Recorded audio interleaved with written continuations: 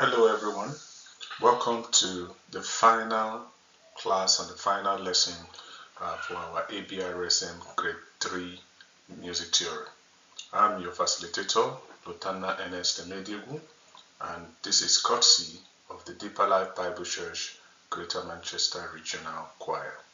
So this is the final class for Grade 3, the last lesson for this grade. And we've gone through lessons 1 to 11, looking at different topics and different aspects of music theory that are within the syllabus for grade 3. So I want to encourage you, if you've missed any of those lessons up to this time, or perhaps you were part of the lesson but there are still few things you don't understand, I would recommend that you find the time to go through all the previous lessons that you didn't take part in or that you still need some further clarification or comprehension. But for today, we'll be looking at music terms and signs. Now, I want to say before I move on that whatever we are going to do here is not exclusive in terms of for examination purpose. So it means that in the examination for your grade 3, you will not only be examined on music terms and signs that are within grade 3 syllabus, you could also be examined on music terms and signs from grade 1, grade 2. So everything we've done in grade 1, grade 2 could also reappear in terms of your exams, even with other topics. So grade 3 is not a standalone, it's not siloed or kind of exclusive to itself. It's an extension of everything we've done so far from grade 1 and grade 2 up to now. So you need to still, you need to just kind of brush up some grade 1 and grade 2 topics if you are becoming rusty in those areas, so that if they appear in any way in your grade 3 exam, you're able to take them on. So let's go to our topic for today, music terms and signs. Our learning objective will be to identify the meaning of relevant music terms as well as to interpret them at the level that is appropriate for your grade. Now let's start immediately. We're going to look at terms that deal with tempo, terms that deal with speed. Now, because these are Italian languages or Italian words, I may not be able to give you the accurate pronunciation. Let me just add that caveat from the start. But beyond the accuracy of the pronunciation, the main important thing I want you to take away from this lesson is to know the words, looking at them and understand what the meanings are. So let's start from adagietto. Adagietto is rather slow. If you've done adagio, I think either in grade 1 or grade 2, which means slow. But when you say adagietto, it is slow, but not as slow as adagio. That's why we say it's still faster than adagio, but it's still slow. But so in terms of comparison, adagio is the slowest, and you have adagietto coming after. Alla breve is cut time. Cut time 2/2. So what that means is, if you remember what this is, when you have something like this, when we did something like this in music, so this is alla breve, all right? This is what you call a cut time. So it means 2 meaning beats in a bar, right? 2/2. But please make no mistake, when you see an alla breve, yes, you hear 2 meaning beats in a bar. It doesn't mean the song should be slow because it is 2 meaning. Meaning is slower than a crochet, right?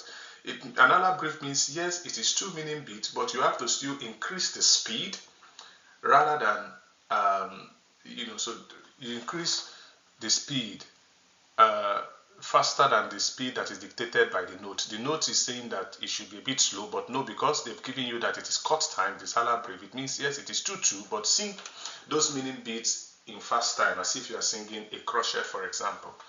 So that's what that means. Then you have comodo. Comodo is convenient or comfortable.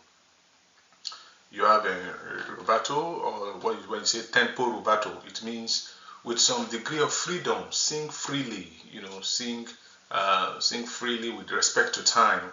Don't restrict yourself, so that's what, so the rubato kind of means freedom. Stringendo means gradually getting faster. So that's stringendo. So those are the terms that deals with tempo and speed. Now let's move on to terms that deals with style and direction. Ad libitum or ad lib. When we say ad lib, it means play freely or at choice. Don't just be free. You just do it your own way. You're not following any reading. Just your own style. Just move it at your own pace.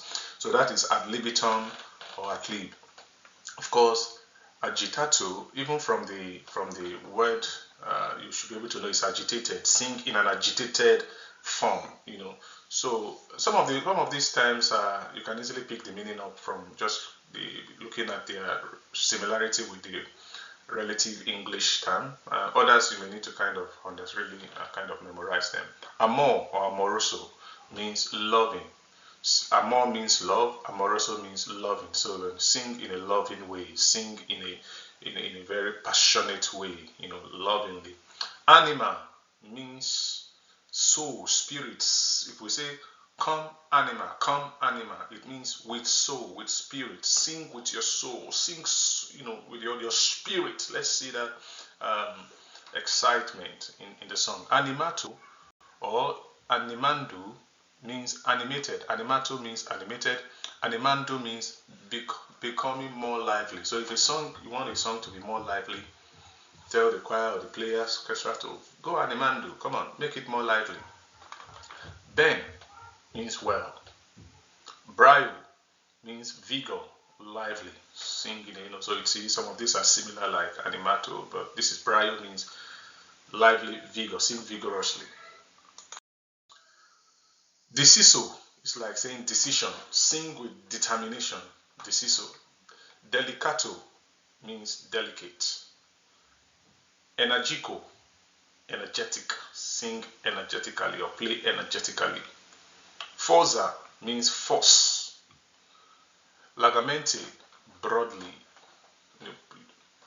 Leggero, light or nimble. Marcato, or mark for short, means emphatic, accented. So maybe there is a particular part of the music you want to lay emphasis on in terms of the strength of the rhythm or the strength of the pitch or the strength. So it's okay, you mark that place. Once you mark it, then it means the singers or the players, when they get to that point, they have to perform that part of the music emphatically. They have to accent it. Now the next one is mazil. Mazil means in a military style. Mesto means sad. Pisante means heavy. You're singing like you have a body. You are singing with a burden or playing with a burden. Prima or primo means first. Risoluto, bold, strong. Ritmico, rhythmically. Alright, sing rhythmically. Shazando or shazoso means playful, jokingly, just perform the music playfully, jokingly. You see some people playing and it's like they are dancing or just being playful. They are playing the right, but the way the style they put in, they are joking or playing, it's kind of, they are performing a shazoso. And the final part of this is secunda or secundo, which means second. Simplis means simple or plain. Make it simple. Plain, Sempre means always. Subito means suddenly. Tanto, so much. Tranquilo, which you can say tranquil, means calm, peaceful, in a calm way, in a peaceful way. Triste or tristamente means sad or sorrowful. So we've been able to go through all these terms and signs. Like I said, some of the pronunciations, I may not get them very well, but it's okay as long as you understand what the meanings are. Also very importantly is some of the terms, you can easily pick them up from just looking at a similar word in the English language because they sound, the spelling look alike. Others you may need to kind of memorize them. But one of the things we want you to do is we want you to put these terms into practice. So it's not just to store them on your head and you never use them. When you have opportunity to teach a song, or you have opportunity to write a song, or you have opportunity to lead a rehearsal sections, you can start putting in some of these words into practice. Oh, for example, if you want a song to speak, you want the choir to sing calmly at a particular point because of the message you're trying to pass across, you can say, please, let's do a tranquilo here. Let this part of the song be tranquilo. You start using some of these things, and it will kind of make them stick rather than just writing them for exam purposes and then you forget about all the times and signs till you another round of exam again. So that's my candid advice for you. Our assignment is exercises 1 to 4 on pages 37 to 40 of your workbook.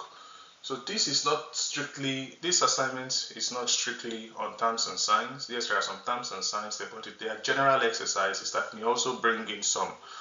So it's kind of a summary, bringing in all the things we've done from lessons 1 to lesson 12. So it's like giving you a sample exam question to kind of work with. So please try and lay hands on them and do them, and see how you get along.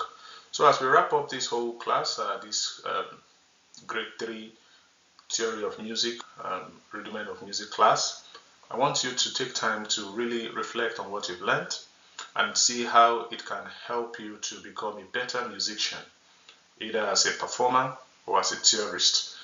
Go back from lessons 1 to 12 and re-examine some of the topics and reinforce your understanding on those that you still need better clarification on.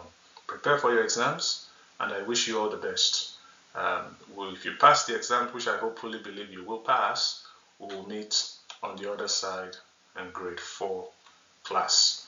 Until then, God bless you and take good care of yourself.